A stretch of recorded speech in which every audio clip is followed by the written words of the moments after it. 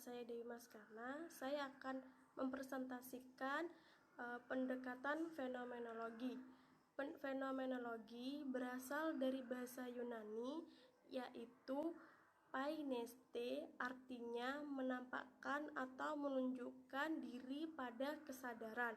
Dalam hal ini, fenomenologi merupakan sebuah pendekatan filsafat yang berpusat pada analisis terhadap kesadaran manusia. Pendekatan fenomenologi memahami dan mempelajari berbagai gejala keagamaan sebagaimana apa adanya dengan cara membiarkan manifestasi-manifestasi pengalaman agama berbicara bagi dirinya sendiri. Pendekatan ini muncul di akhir abad ke-20, terutama karena pengaruh filsafat yang dikembangkan oleh Edmund Husserl. Fenomenologi lahir dan diterapkan dalam studi agama, suatu metode penelitian ilmiah yang dilawankan dengan pendekatan-pendekatan teologis. Posisi fenomenologi dalam kajian studi Islam dan agama adalah mengkaji dan kemudian mengerti pola dan struktur agama atau menemukan esensi di balik manifestasi yang beragam atau memahami sifat-sifat yang unik dalam fenomena keagamaan serta memahami peranan agama dalam sejarah dan budaya. Kaidah penting fenomenologi menurut Edmund Husserl yaitu ada dua. Yang pertama reduksi fenomenologi dan yang kedua konstitusi. Yang pertama reduksi fenomenologis merupakan upaya peralihan pandangan dari alam real menuju kesadaran. Dalam arti jika sikap natural terhadap fenomena alam menerima apa adanya, maka reduksi fenomenologi berarti penangguhan kepercayaan terhadap dunia real.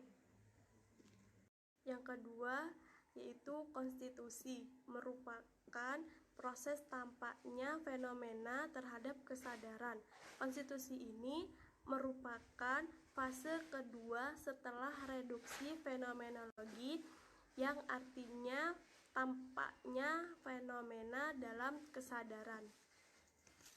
Terima kasih. Wassalamualaikum warahmatullahi wabarakatuh. Assalamualaikum warahmatullahi wabarakatuh. Perkenalkan, nama saya Miftahul Rizky. Di sini saya akan mempresentasikan tentang menjelaskan konsep, kaidah, prinsip, dan juga cara kerja metode sosiohistoris kritis dalam studi Islam. Pengertian studi Islam. Ilmu dalam kajian studi Islam secara runtut atau sederhana adalah ilmu tentang cara-cara atau metode-metode yang digunakan secara runtut dalam meneliti, memahami, dan menggali ajaran-ajaran atau pengetahuan-pengetahuan dari sumber-sumber yang diakui oleh pedoman otoritatif Al-Quran. Nah, di sini ada macam-macam konsep perkembangan. Yang pertama ada konsep perkembangan, yang kedua ada konsep perkembangan akal, yang ketiga ada konsep perkembangan sosial. Yang pertama di sini adalah konsep perkembangan. Sebagai ahli dan filosof pendidikan menganggap bahwa tujuan inti pendidikan adalah perkembangan, baik perkembangan intelektual, fisik, batin, maupun sosial. Namun konsepsi tersebut hanya terbatas pada perkembangan wujud, perubahan berat, penambahan pengetahuan atau peningkatan kualitas pola kehidupan. Pola kehidupan anak sejak lahir hingga dewasa yang menyangkut perilaku dan segala aktivitasnya. Yang kedua ada konsep perkembangan akal. Dalam rangka merealisasikan keimanan dan ketaatan kepada Tuhan, pendidikan Islam mengajak manusia untuk memanfaatkan akal dalam berargumentasi, mencari kepuasan, merenung, dan melakukan observasi. Di sini jelasnya pendidikan Islam mengembangkan akal menurut pola perkembangan, sehingga tidak akan ada manusia berakal yang sombong, karena pendidikan Islam menghindarkan manusia dari nafsu dan syahwat. Dan yang ketiga ada konsep perkembangan sosial. Dalam rangka pendidikan secara umum, perkembangan sosial meliputi aspek perkembangan perasaan, kemasyarakatan, pengembangan imajinasi, kemasyarakatan. Adapun pengertian kaidah dalam studi Islam. Kaidah dalam studi Islam merupakan pendidikan yang menggambarkan aspek-aspek pelaksanaan prinsip-prinsip kepercayaan yang menjadi dasar dari filsafat umum dalam upaya memecahkan persoalan-persoalan pendidikan secara praktis, menerapkan kaidah-kaidah berpikir filsafat dalam ragam pencarian solusi berbagai ragam problem pendidikan yang akan melahirkan pemikiran utuh tentang pendidikan, yang tentunya merupakan langkah penting dalam menemukan teori-teori tentang pendidikan. Hal ini sangat penting untuk menentukan arah gerak semua aktivitas pendidikan. Dan pengertian prinsip studi Islam. Prinsip dalam studi Islam, asas atau kebenaran yang jadi pokok dasar orang berpikir, bertindak, dan sebagainya.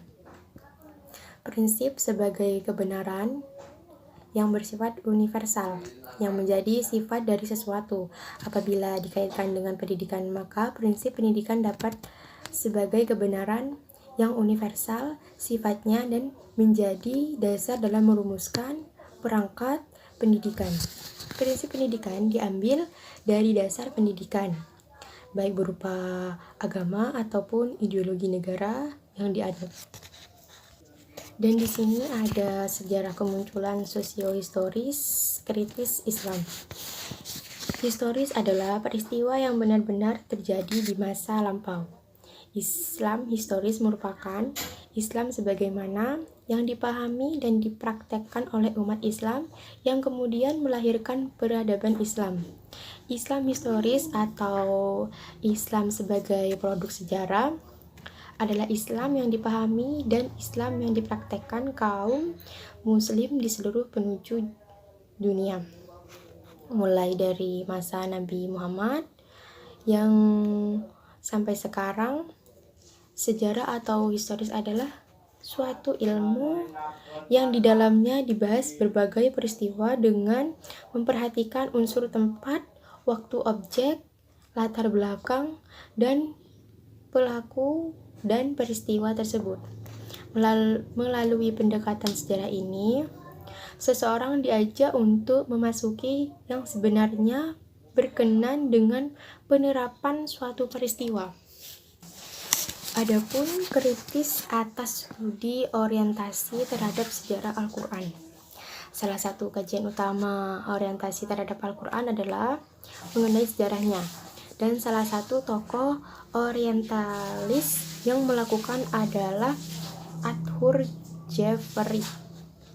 Menurutnya tidak ada yang istimewa dalam sejarah Al-Quran karena sama saja dengan sejarah kitab-kitab suci yang lain itu. Komunitaslah yang sangat berperan terhadap kesucian sebuah kitab suci. Dan fenomena semacam ini terjadi dalam setiap agama termasuk agama Islam. Pandangan seperti ini jelas keliru karena Al-Quran ternyata tidak hanya dianggap istimewa oleh umat Islam, tapi juga oleh komunitas ilmuwan yang secara jujur mengetahui ketetapan konsep-konsep ilmiah dalam Al-Quran yang baru terbukti 14 abad kemudian. Terima kasih, mohon maaf jika ada kata-kata yang kurang jelas. Wassalamualaikum warahmatullahi wabarakatuh. Assalamualaikum warahmatullahi wabarakatuh. Perkenalkan, nama saya Husnul Khotimah.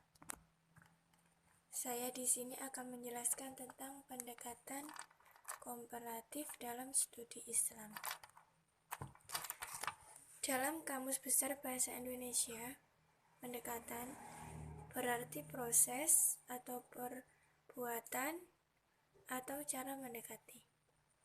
Sedangkan komparatif yang berasal dari bahasa Inggris yaitu komparatif dalam bentuk kata sifat yang berkarya dengan perbandingan. Komparatif merupakan kata adopsi dari bahasa Indonesia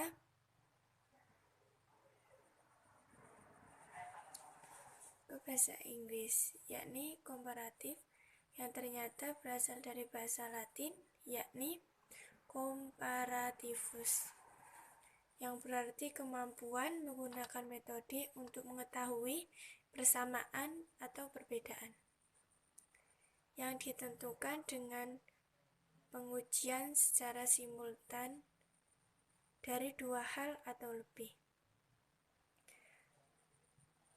atau menguji karakter atau kualitas terutama untuk mengetahui persamaan atau perbedaan.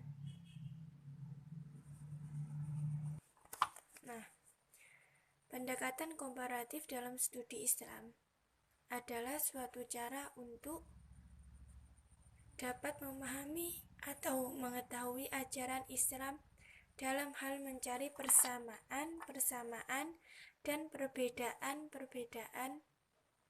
pendapat-pendapat para ijtihad atau ulama tentang hukum-hukum Islam. Pendekatan komparatif dalam studi Islam bisa dipakai pada tataran objek kajian-kajian keislaman. Pendekatan komparatif bisa digunakan dalam mengkaji Al-Quran sebagai sumber. Pendekatan ini juga bisa digunakan dalam mengkaji Islam dalam pemikiran, baik pemikiran klasik dibandingkan dengan pemikiran modern, pemahaman di suatu wilayah dengan wilayah lainnya, pemahaman seorang tokoh dengan tokoh lain, atau lain sebagainya. Pendekatan ini juga bisa digunakan dalam kajian objek Islam sebagai pengamalan, seperti membandingkan pengalaman Islam di desa dengan di kota adalah sebuah kajian yang menarik.